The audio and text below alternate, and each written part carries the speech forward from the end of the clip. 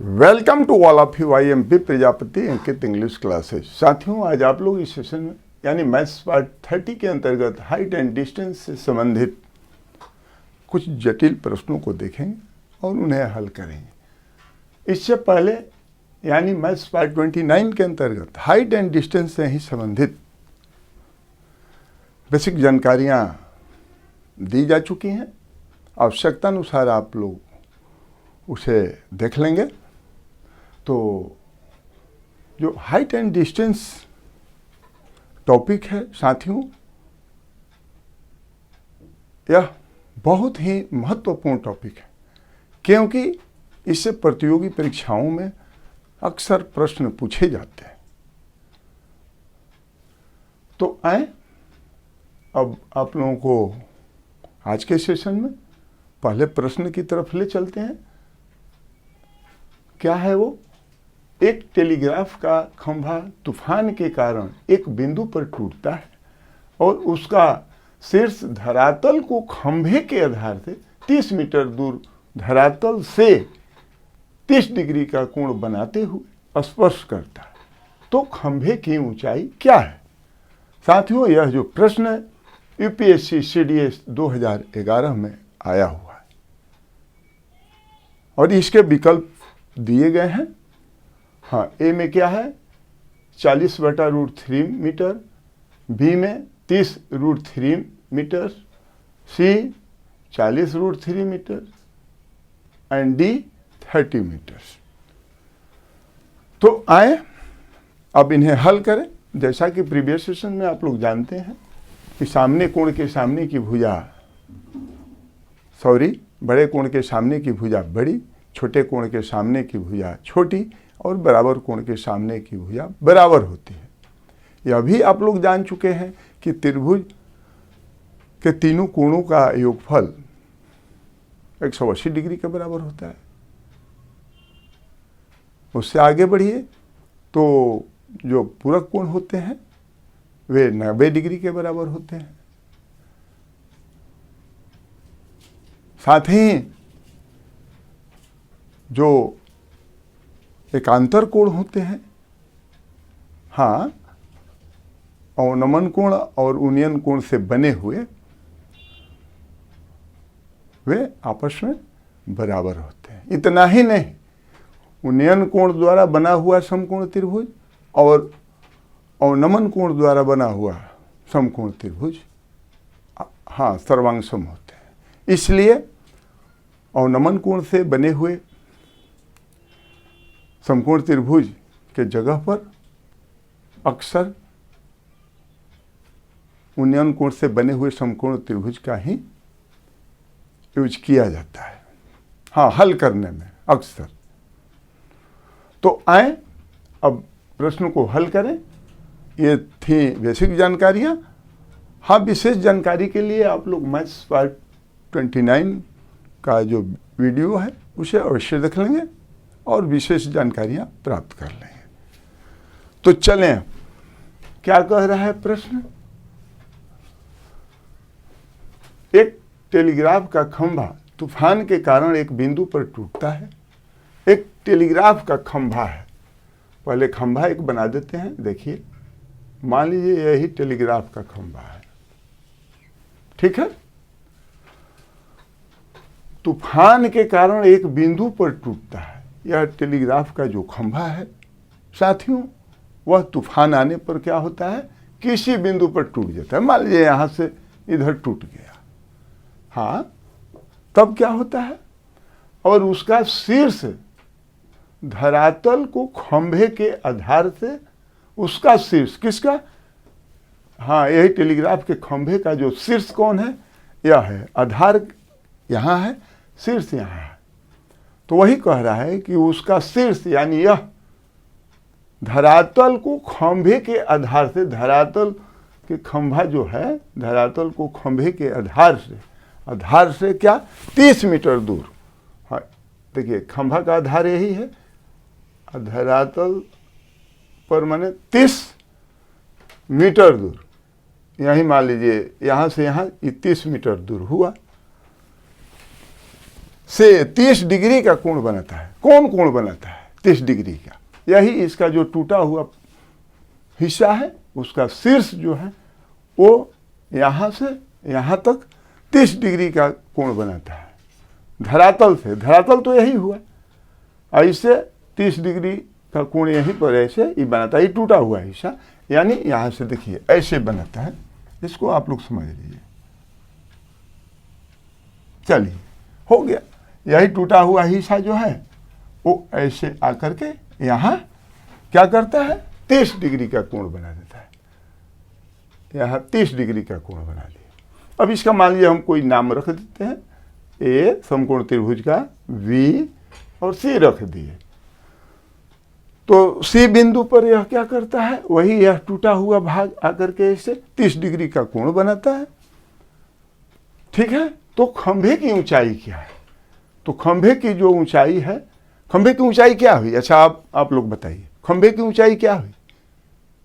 खंभे की ऊंचाई यही ना हुई, ए बी प्लस यह भी है ए सी। यह ए बी प्लस ए सी माने यही खंभा का टूटा हुआ भाग न है। हाँ, जो कि यहाँ धरातल से क्या करता है 30 डिग्री का कोण बनाता है यहाँ पर। तो खंभे की ऊंचाई क्या हुई, ए बी प्लस यहाँ से ए सी, यही फाइंड आउट करना है। तो आप लोगों का प्रश्न तो आधा बन गया।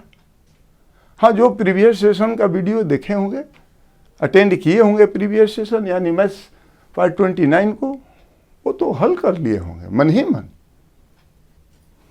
तो जैसा कि अभी हम बोले हैं शुरू में कि बड़े कोण के सामने की भुजा बड़ी, छोटे कोण के सामने की भुजा छोटी होती है और बराबर कोण के सामने की भुजा बराबर होती है।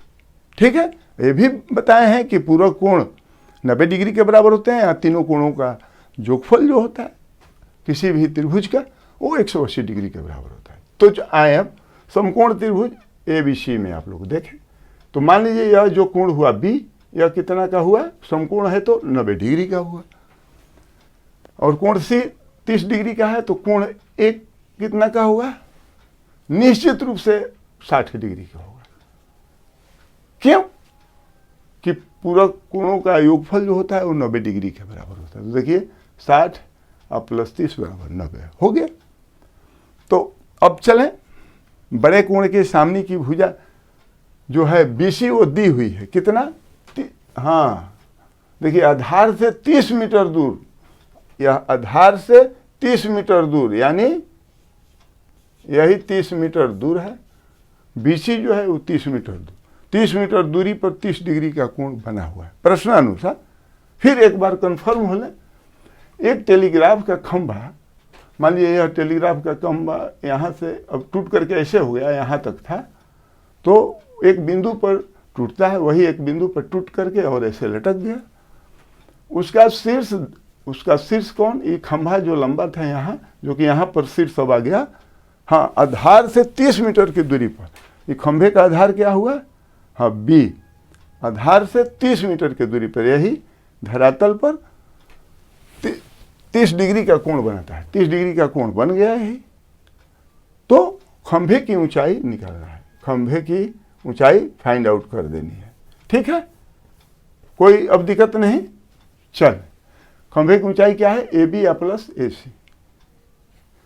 तो आए अब हल कर ले।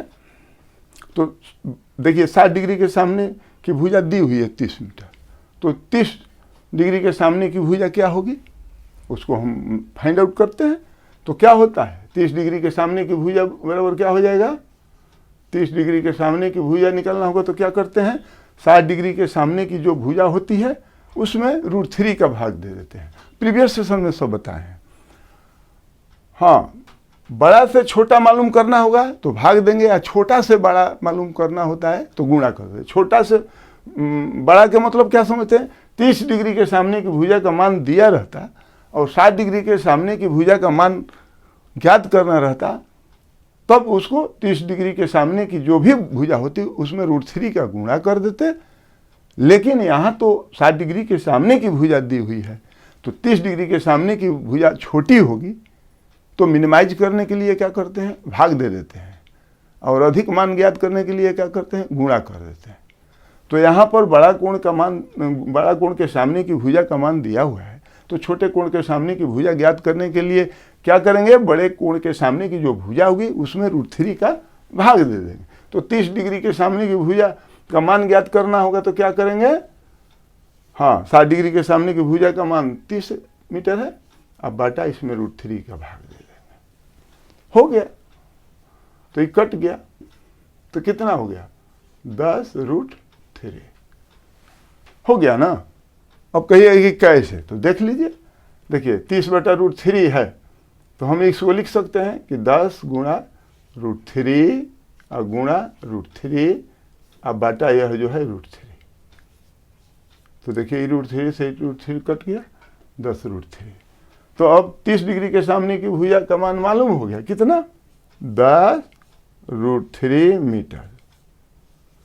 तो जैसा कि प्रीवियस सेशन में हम बताए हैं, अनुपातिक मान, हाँ कोणों और भुजाओं, उसके सामने की भुजाओं का अनुपातिक मान क्या होगा वो सब बता चुके हैं। तो यदि 30 डिग्री के सामने की भुजा का मान दिया हुआ हो तो 90 डिग्री के सामने की भुजा का मान ज्ञात करने के लिए क्या करते हैं, उसमें 2 का गुणा कर देते हैं, दुगुना हो जाता है। हाँ, जो 30 डिग्री के सामने की भुजा का मान होगा उसका दुगुना जो होगा वो 90 डिग्री के सामने की भुजा का मान होगा।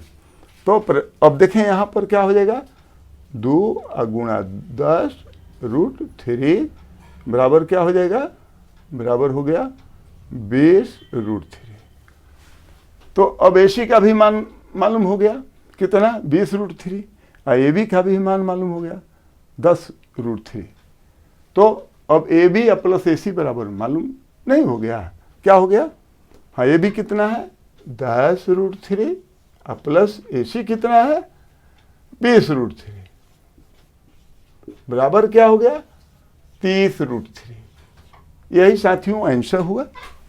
अब देखें ऑप्शन आप लोग देख लें, तो यहाँ पर B is the right answer. Option जो है B में दिया हुआ है 30√3 मीटर। तो साथियों आप लोगों को कोई दिक्कत नहीं हुई होगी, हाँ कुछ दिक्कत महसूस होती होगी तो आप लोग मैथ्स पार्ट 29 का वीडियो अवश्य देख लेंगे, वो में उसमें सारी बेसिक बातें बता दी गई हैं जो हेल्पफुल होंगी अभी भी और आगे भी।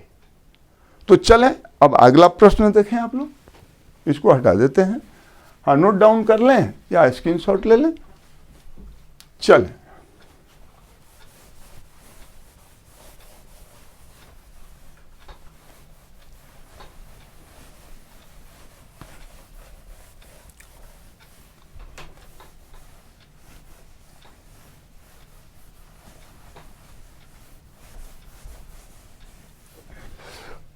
हाँ तो साथियों अभी तक जो आप लोग प्रश्न हल किए प्रीवियस सेशन में या आज इस सेशन में, वो सिंगल समकोण त्रिभुज के आधार पर हल किए गए।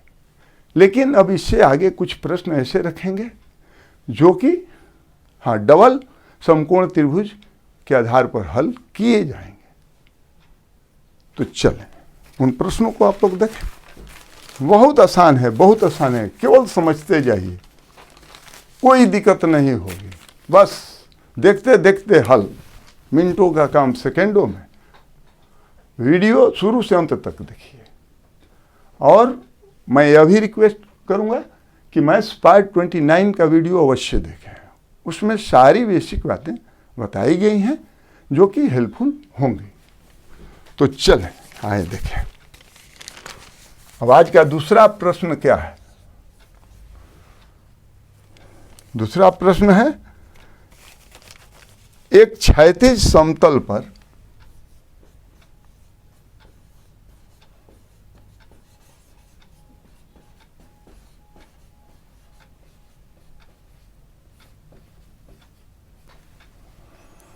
स्थित टावर के शिखर के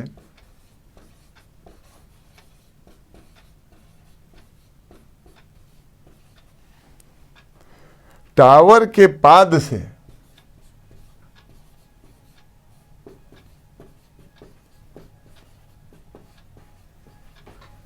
पाद से गुजर रही रेखा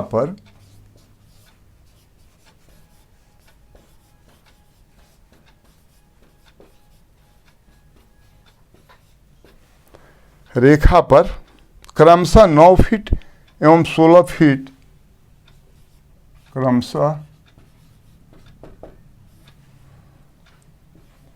9 फीट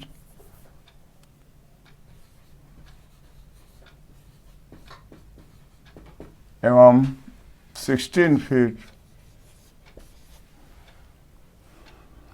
की दूरी पर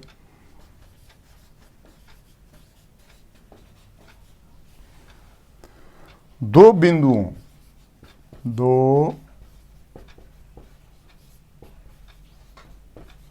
बिंदुओं से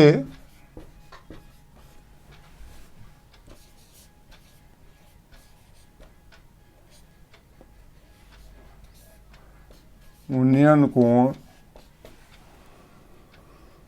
पूरक कोण है।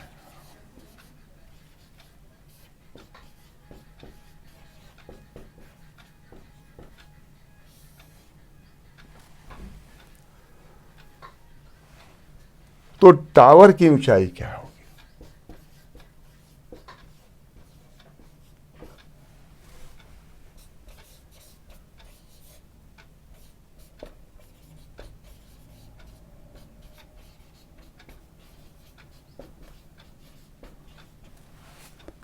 चलिए अब इसका ऑप्शन से देख लें। ए में है कितना? 9 फीट, बी 12 फीट,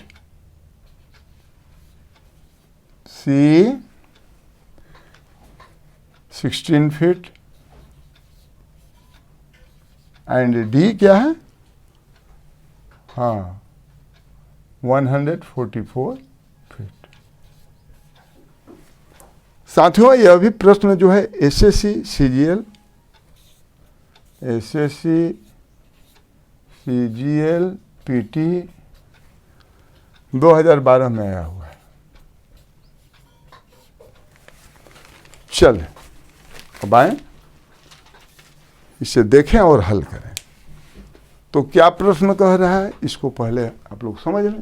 कह रहा है कि एक क्षैतिज समतल पर स्थित टावर के शिखर के, एक क्षैतिज समतल पर स्थित, मान लीजिए यह क्षैतिज समतल है, ठीक है। समतल पर स्थित टावर के, हाँ स्थित एक टावर है, इसी पर मान लीजिए यह टावर है, स्थित है, ठीक है। हाँ टावर के शिखर, टावर का शिखर यह हुआ ना, और उसका आधार यहां हुआ और धरातल यह है, ठीक। के पाद से, हाँ शीर्ष यह हुआ, ठीक है, और पाद क्या हुआ? यह हुआ। हाँ टावर का शीर्ष यह, पाद यह। तब क्या कह रहा है कि पाद से गुजर रही रेखा, यही रेखा है जो कि पाद से इसके गुजर रही है, पर क्रमशः 9 फीट एवं 16 फीट, क्रमशः मान लीजिए 9 फीट और 16 फीट। देखिए यहां से यहां 9 फीट हुआ, समझते जाइए, और 16 फीट, 16 फीट कहां से कहां हुआ? पूरा यहां से यहां तक। 9 फीट यहां से यहां और 16 फीट पूरा यहां से यहां तक। तब क्या कह रहा है कि दूरी पर दो बिंदुओं से, यही दो बिंदु मान लीजिए है, उन्नयन कोण पूरक कोण है। उन्नयन कोण जो बना, उन्नयन कोण तो जानिए रहे हैं, हाँ उन्नयन कोण नीचे से ऊपर देखते हैं तो बनता है, और नमन कोण ऊपर से नीचे की ओर देखते हैं तो बनता है। सारी बातें हम प्रीवियस सेशन में बता चुके हैं। तो चलें, अब उन्नयन कोण तो जान गए कि कहाँ बनेगा, हाँ यहाँ पर बनेगा और यहाँ पर बनेगा, तो बना देते हैं उन्नयन कोण यहाँ इसके शीर्ष। चलिए और एक यहां बन गया। चलिए, यही उन्नयन कोण हो गया। क्या है? एक उन्नयन कोण हुआ और यह एक दूसरा उन्नयन कोण हुआ। लेकिन क्या कह रहा है कि उन्नयन कोण पूरक कोण है। पूरक कोण तो जैसा कि आप लोग जानते हैं, हाँ, दो कोणों का योगफल जब 90 डिग्री के बराबर होता है किसी त्रिभुज में, तब वो क्या होता है? पूरक कोण होता है। लेकिन पूरक कोण केवल दे दिया है। पूरक कोण का मतलब उसका मान 90 डिग्री के बराबर होता है जोड़ने पर। लेकिन यहाँ पूरक कोण केवल दे दिया है, अभी नहीं दिया है कि पहला 60 है तो दूसरा 30 है, चाहे दोनों 45-45 के हैं, चाहे और कुछ है। तो मान नहीं दिया है, तो मान लीजिए पहला कोण थीटा है तो दूसरा 90 माइनस थीटा है। हाँ, थीटा प्लस 90 माइनस थीटा जोड़ देंगे तो 90 डिग्री का मान आ जाएगा बराबर। तो चलें अब, तो मान लीजिए यह थीटा है और एक क्या है? 90 डिग्री या माइनस थीटा। पूरक कोण का यही ना मतलब हुआ, थीटा और प्लस 90 डिग्री माइनस थीटा बराबर 90 डिग्री, पूरक कोण हो गया। तो अब आए, मान लीजिए इसको हम, हाँ, ए बी सी और डी से डिनोट करते हैं। तब अब समकोण त्रिभुज आपका तैयार हो गया और उसमें जो कोण बी है वो कितना का है? उसका मान 90 डिग्री के बराबर है। तो जब कोण बी 90 डिग्री का हो गया, समकोण हो गया, सी का मान थीटा हो गया, तो समकोण त्रिभुज ए बी सी में, हाँ, यह जो है कोण ए का मान कितना हो जाएगा? 90 degree minus theta. Very good, हो गया। क्योंकि त्रिभुज के तीनों कोणों का योगफल 180 डिग्री के बराबर होना चाहिए। तो देखिए 90 degree minus theta plus 90 theta plus 90 degree या प्लस थीटा, ठीक है। तो हम देखिए यह प्लस थीटा माइनस थीटा जोड़ने पर कट जाएगा, आई 90 90 180 डिग्री के बराबर। अब चलें, अब समकोण त्रिभुज ए बी डी में पूरा वाला यहाँ से ऐसे है, तो उसमें अब देखें कि वी कोण 90 डिग्री का है और डी कोण 90 डिग्री माइनस थीटा का है। तो निश्चित रूप से जो यह पूरा कोण होगा ए, वह कितना का होगा? थीटा, थीटा होगा। हाँ, इसका पूरक होगा ना। तो देखिए प्लस थीटा या माइनस थीटा 0 होगा, 90 डिग्री हो जाएगा, पूरक कोण हो गया। तो आए अब प्रश्नों को, प्रश्न हाँ हल करें। तो क्या पता करना है इसको पहले देख लें। तो टावर की ऊंचाई क्या है? ऊंचाई ए बी मालूम करना है। क्या मालूम करना है? ए बी बराबर क्या होगा, इसको ध्यान में रखना है और प्रश्नों को हल करना है। तो चलें, अब हम tan थीटा cot थीटा को लेकर के इसे हल कर सकते हैं आसानी से। तो इस समकोण त्रिभुज, हम मान लीजिए इस समकोण त्रिभुज ए बी सी से चलते हैं पहले। तो ए बी सी में क्या है? tan थीटा का मान देखिए,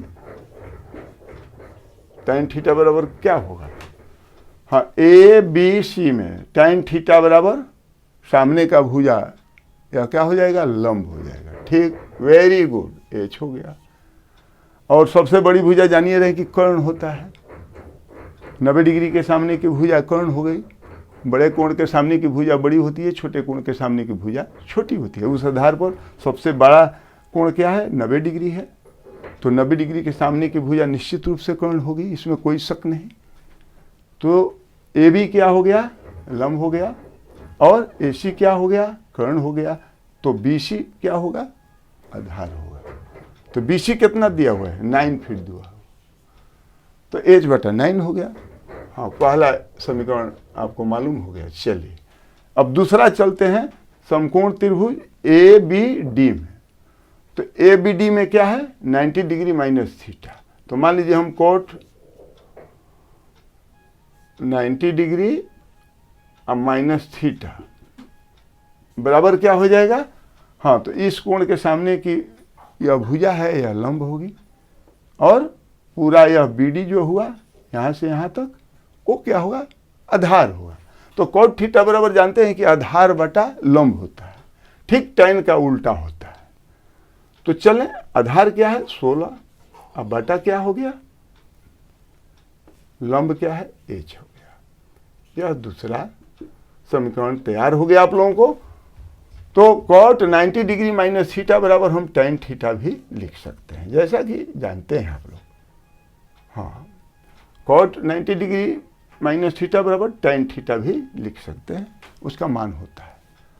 तो cot 90 डिग्री माइनस थीटा बराबर 16/h का है, और चाहे tan थीटा बराबर 16/h का है, कोई अंतर नहीं होगा। चलें आगे। हाँ, यहाँ पर अब यही हो गया बराबर। हाँ देखिए, cot 90 डिग्री माइनस थीटा बराबर 16/h की है, चाहे tan थीटा बराबर भी 16/h कर सकते हैं, कोई अंतर मान में नहीं हो। तो आए अब समीकरण 1 और 2 को हल करें और आंसर प्राप्त हो गया, आपका प्रश्न बन गया, कोई दिक्कत नहीं। तो क्या है? tan थीटा यहाँ पर h/9 है, अब बराबर क्या हो गया? दूसरा समीकरण क्या है? हाँ, tan थीटा बराबर 16/h है, हो गया। क्रॉस मल्टीप्लाई कर दीजिए तो क्या हो गया? और h² अब बराबर क्या हो गया? 16×9 = 44। तो h बराबर क्या हो गया? 12 मीटर हो गया आपका। तो वही h जो है वो क्या हो गया? 12 मीटर। तो यही मालूम करना था। देखिए AB बराबर मालूम करना था, AB आ गया। अब देखिए कि 12 मीटर कहाँ ऑप्शन में? हाँ, तो option B is the right answer. यहाँ पर 12 मीटर है, ऑप्शन B में 12 फीट है, सॉरी इसको फीट लिखिएगा, मीटर नहीं है, फीट है। चलिए, प्रश्न में फीट है, फीट कर दीजिए, हो गया, कोई दिक्कत नहीं, बहुत आसानी से आप लोग जान गए। तो साथियों अब याद रखिएगा कि इस तरह का थ्योरी हो किसी प्रश्न का और उसमें पूरक कोण दिया गया हो, हाँ, तो इस टाइप का जो क्वेश्चन होगा जिसमें पूरक कोण दिया रहेगा, तब उसके लिए एक हाँ शॉर्ट ट्रिक आप लोगों को बता देते हैं, उससे आप लोग देखते देखते हल कर दीजिएगा। वो क्या शॉर्ट ट्रिक है, यहीं देख लीजिए। हाँ, तो यदि एच हाइट मालूम करना रहेगा, ऊंचाई, तो एच बराबर क्या हो जाएगा? √AB। बस यही काफी है, इतना। हाँ, लंबा ले जाने की कोई ज़रूरत नहीं है, कैलकुलेशन की कोई ज़रूरत नहीं है, क्योंकि प्रतियोगी परीक्षाओं में समय का अभाव होता है, इसलिए उसको ध्यान में रखते हुए यही शॉर्ट ट्रिक जो है h बराबर √AB से आप लोग मौखिक निकाल दीजिएगा। देखिए निकल जाता है कि नहीं। तो AB क्या है? A 9 है, अब B क्या है? 16 है, बस। तो बराबर क्या हो गया? √9 × 16, तो बराबर हो गया, हाँ 16/44, तो बराबर हो गया, हाँ वर्गमूल निकाल दिया तो क्या हो गया? 12। यही 12 आ गया आंसर। देखिए 12 यहाँ भी मालूम किए थे, ऐसे भी इसको हल करके, और यहाँ भी 12 फीट आ गया, कोई जटिलता नहीं, बस इतना ही में। ऐसे तो मौखिक हल कर दीजिएगा, नहीं h बराबर AB है, √AB है, तो ऐसे ही गुणा करके अब उसका वर्गमूल निकाल लेंगे, हो जाएगा। ठीक है, चाहे ऐसे भी खंड कर देंगे, 3 का 9, अच्छा 4 का 16, और रूट को हटाएंगे तब क्या हो जाएगा? 4 × 12 फीट, 12 फीट आ जाएगा। तो साथियों ऐसा प्रश्न यदि रहे तो बस जिसमें पूरक कोण दिया रहेगा और शर्त सब यही रहेंगे जितने भी कंडीशन हैं, तो केवल बस ये शॉर्ट ट्रिक को अप्लाई करके और सेकेंडों में आप लोग प्रश्नों को हल कर सकते हैं। तो आए एक और प्रश्न देखें, विशेष कन्फर्मेशन है तो इसी पर आधारित। चल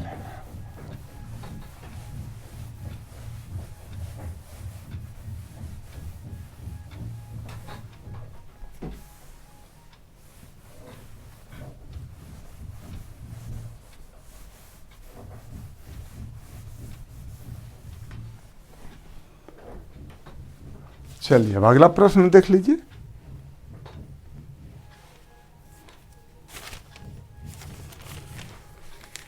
हाँ, आज का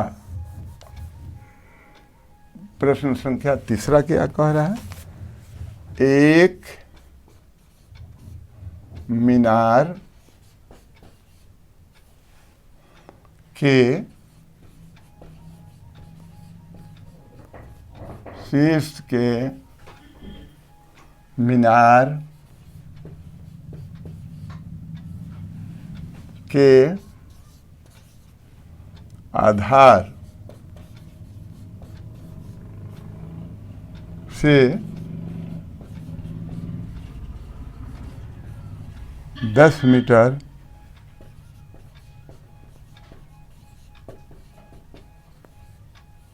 और 5 मीटर की दूरी पर और इसके साथ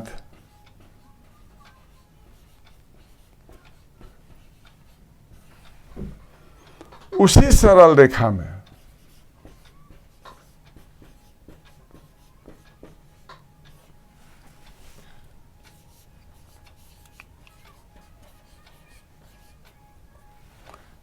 में स्थित दो बिंदुओं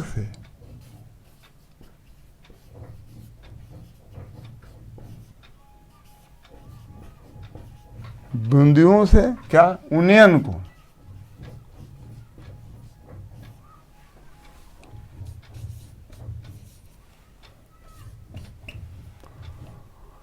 पूरक हैं।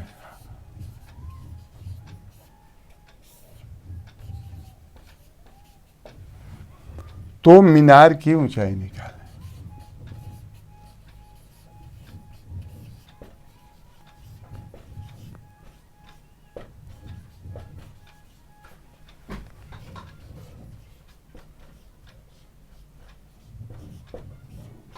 बस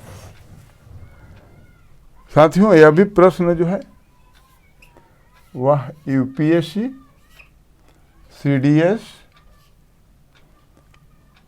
2012 में आया हुआ है।